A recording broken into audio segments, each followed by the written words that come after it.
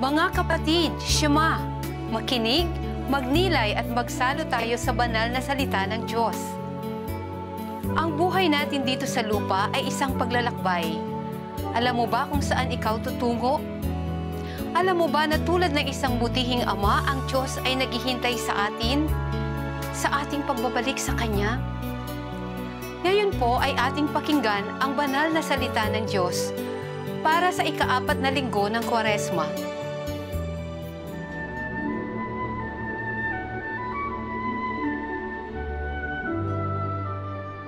Noong panahong iyon, ang mga publikano at ang mga makasalanan ay nagsisilapit upang makinig kay Jesus.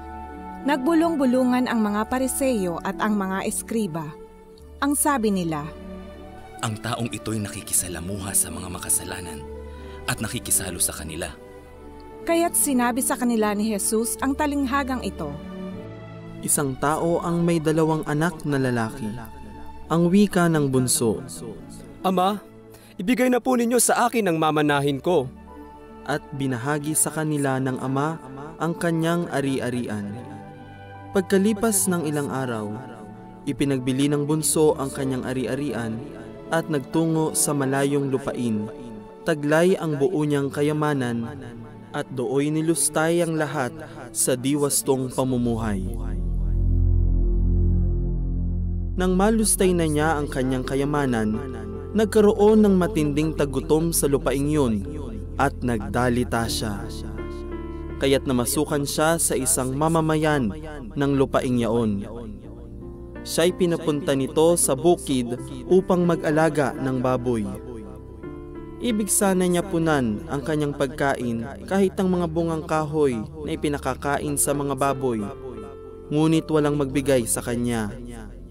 Nang mapag-isip-isip niya ang kanyang ginawa, nasabi niya sa sarili, "Ang mga alila ng aking ama ay may sapat na pagkain at lumalabis pa. Samantalang ako'y namamatay ng gutom dito. Babalik ako sa kanya at sasabihin ko, 'Ama, nagkasala po ako sa Diyos at sa inyo. Hindi na po ako karapat-dapat na tawagin ninyong anak. Ibilang na lamang ninyo akong isa sa inyong mga alila.'" At tumindig siya at pumaroon sa kanyang ama. Malayo pa'y natanawan na siya ng ama at ito'y labis na nahabag sa kanya. Kaya't patakbo siyang sinalubong, niyakap at hinagkan.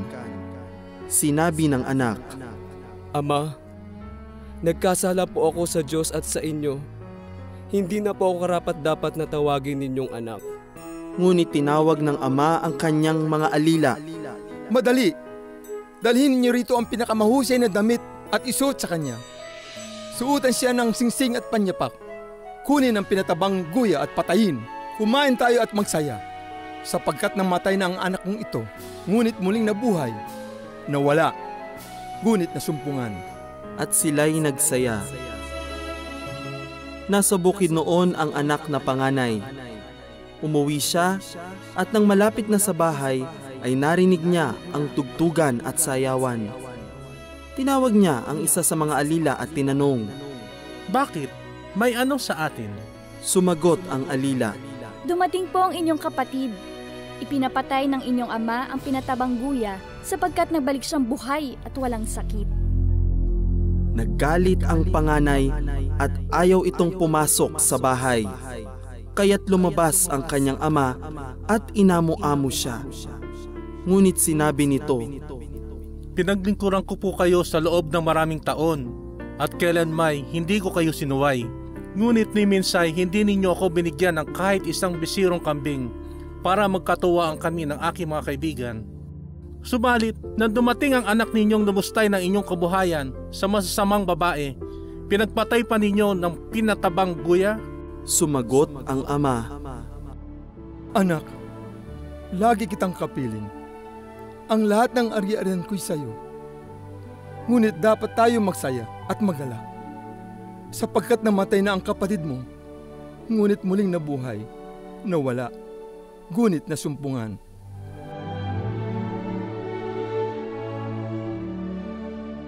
Mga kapatid, mula sa mabuting balita ay ating narinig ang isang napakagandang talinhaga. Ang talinhaga tungkol sa alibughang anak. Nasabi ko po na maganda ang talinhagang ito dahil nakikita ko po at nasasalamin sa storyng ito ang aking sarili. At sana naman, habang pinapagnilayan natin ang talinhaga tungkol sa alibughang anak, ay makikita nyo rin ang inyong mga sarili. 3 characters o actors ang bumubuo ng storya tungkol sa alibughang anak. Ang anak na bunso, ang nakatatanda niyang kapatid, at ang kanilang ama. Nayayamot po ako sa bunsong anak kahit na anong paliwanag ang gagawin. Hindi ko matanggap ang ginawa ng anak na ito sa kanyang sariling ama. Biruin mo? Bigla na lamang niyang gustong kunin sa kanyang ama ang kaparte ng ari-arian ng kanyang ama na kanyang maging mana kahit buhay na buhay pa ang kanyang ama. Mahalaga po sa ating mga Pilipino ang magkaroon ng malaking paggalang sa mga magulang. Sumusunod tayo sa kanilang mga payo at plano sa ating buhay. Dahil wala naman silang ibang hinahangad kundi ang ating tagumpay at kaligayahan. Humihingi tayo sa kanila kung ano man ang kinakailangan natin at kanila itong ibinibigay kung nakakabuti hanggat kaya nila. Hindi natin pinapakialaman ang kanilang mga ari-arian dahil alam naman natin na mapapasa atin din ang mga iyon pagdating ng tamang panahon. Pagyaon ng ating mga magulang. Malaking pagkataliwas at pagkasalungat sa magandang asal itong ginawa ng bunsong anak ayon sa ating ebanghelyo. Pinilit niyang kunin ang parte ng kanyang mamanahin sa ari-arian ng kanyang ama. Pero sa palagay ko po, hindi ang ari-arian ang tunay na isyu tungkol sa bunsong anak. Ang talagang ninanais niya higit sa lahat ay magkaroon ng kalayaang mamuhay ayon sa gusto niya. Gusto niyang magsarili. Para bang sinasabi niya sa kanyang ama na, mula ngayon, huwag ka nang makialam sa buhay ko, di na kita kailangan. Damang-dama ko po ang sakit na nararamdaman ng ama dahil sa ginawa ng kanyang anak. Ito na ba ang kabayaran ng lahat ng kanyang paghihirap at pagmamahal sa kanyang anak na bunso mula nang ito'y musmus pa lamang? Nakikita ko po sa aking isipan ang lungkot sa kanyang mukha habang tinititigan ang papalayo niyang anak. Bakit ba hindi niya pinigilan ang kanyang anak? Bakit binaliwala niya ang nararamdamang sakit at pinaubaya na lamang sa daloy ng panahon ang kapalaran ng kanyang anak? Napupuot ako sa bunsong anak. Awang-awa ako sa kanyang ama. Pero mga kapatid, habang sinasabi ko po ang mga bagay na ito, nahihiya din po ako sa aking sarili. Dahil, una sa lahat, nakikita ko po ang aking mga pagkukulang sa aking sariling mga magulang. Maraming pagkakataon sa aking buhay na binabaliwala ko ang mga payo ng aking mga magulang. May mga pagkakataon ding ginusto kong magsarili at sana wag na silang mag-alala sa akin. Walang dudang nasaktan ko rin ang kanilang damdamin.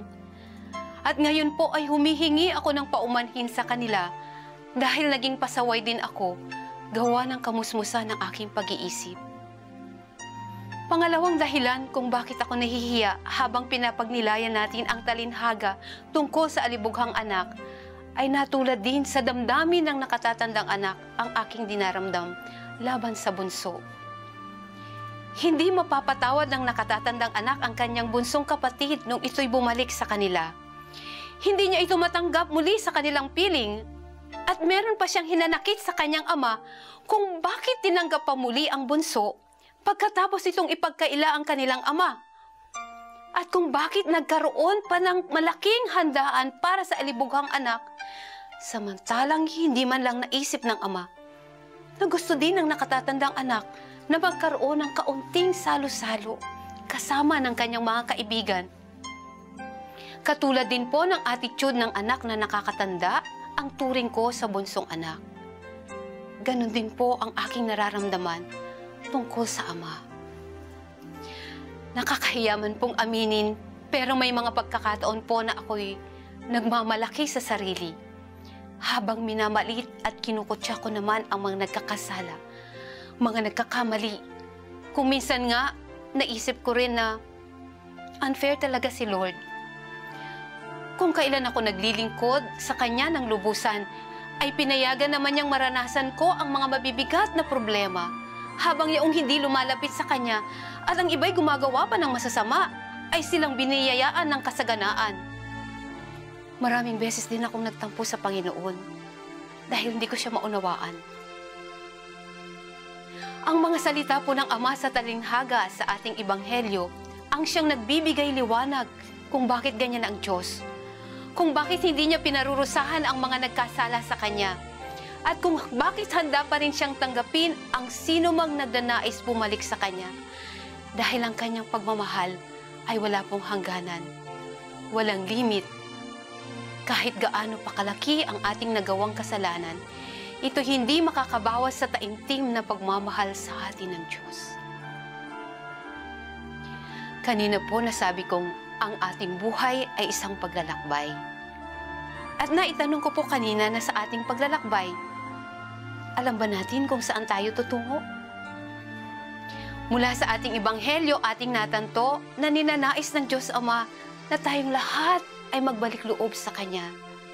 Dahil maaari na sa ating paglalakbay sa mundong ibabaw ay natulad na tayo sa bunsong anak, na ang gusto lamang ay magkaroon ng mga ari-arian at kayamanan na maibibigay ng mundo, at namumuhay na tayo na parang wala ng Diyos. At maaari din na natulad tayo sa nakatatandang anak, na napakataas ang pagtingin sa sarili. Ang turing natin sa sarili ay tayo na ang pinakamabait na anak, at dapat higit sa lahat ay pararangalan at gagantimpalaan tayo ng Diyos. Sa ating pagdiriwang ngayong ika-4 na linggo ng Kwaresma, tayo ay hinihikayat na suriin ang ating sarili at tanggapin ng may kababaang loob ang ating mga pagkakamali at pagkakasala. Magbalik loob tayo sa Diyos sa pamamagitan ng paghingi ng Kanyang patawad, sapagkat tulad ng Ama sa talinhaga ng ating Ebanghelyo, ang Diyos Ama ay walang sawang naghihintay sa ating pagbabalik. At pag nakita niyang paparating na tayo, tatakbo siyang sasalubong sa atin upang mahigpit niya tayong yakapin ng Kanyang patawad at pagmamahal. Ngayon po ay samahan ninyo ako sa isang maikling panalangin. Panginoon naming Diyos at Amang butihin, maraming salamat po sa iyong napakadakilang pag-ibig sa bawat isa sa amin. Pagkalooban niyo po kami ng biyaya ng kabukasang puso na mapagtanto namin ito at mapahalagahan upang kami maging karapat-dapat na iyong mga anak na tagapagmana ng iyong kaharian sa langit. Ito po ay hinihiling namin sa iyong anak na si Jesus na bubuhay at naghahari magpasawalang hanggan. Amen. Mga kapatid, napagnilayan na po natin ang banal na mga salita ng Diyos. Ako po ay si Sister Jovi Maniti ng Franciscan Missionary Sisters of the Infant Jesus na kasalukuyang naka-assign sa De La Salle Dasmariñas, Cavite, na muling nag-aanyaya sa inyo na huwag tayong manatiling nakikinig lamang ng salita ng Diyos. Bagkus, isabuhay natin ito at ibahagi sa ating kapwa.